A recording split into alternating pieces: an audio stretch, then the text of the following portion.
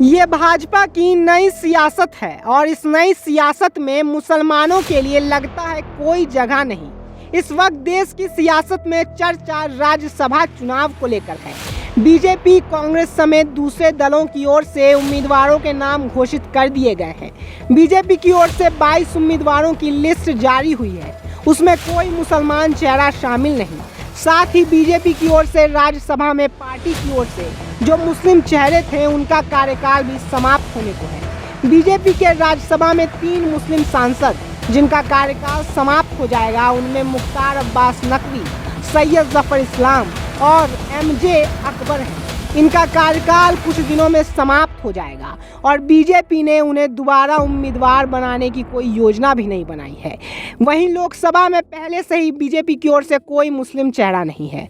मुख्तार अब्बास नकवी वर्तमान में केंद्र में अल्पसंख्यक मामलों के मंत्री हैं और राज्यसभा सांसद के तौर पर उनका कार्यकाल 7 जुलाई को समाप्त हो जाएगा। नियमों के हिसाब से यदि 6 महीने के भीतर वो सांसद के किसी भी सदन में सदस्य नहीं बने तो उनका मंत्री पद से भी जाना तय है। वहीं सैयद जफर इस्लाम जो पार्टी के प्रवक्ता भी हैं, उनका कार्यकाल 4 जुलाई को समाप्त हो जाएगा। वहीं एमजे अकबर का कार्यकाल 29 जून को समाप्त हो जाएगा।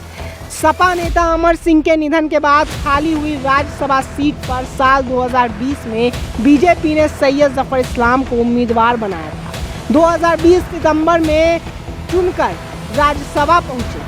जफर इस्लाम भाजपा के प्रवक्ता हैं और कहा जाता है कि केंद्रीय मंत्री ज्योतिरादित्य सिंधिया को भाजपा में लाने में इस्लाम की भूमिका बहुत बड़ी थी। लोकसभा में पहले से ही बीजेपी के पास कोई मुस्लिम सांसद नहीं।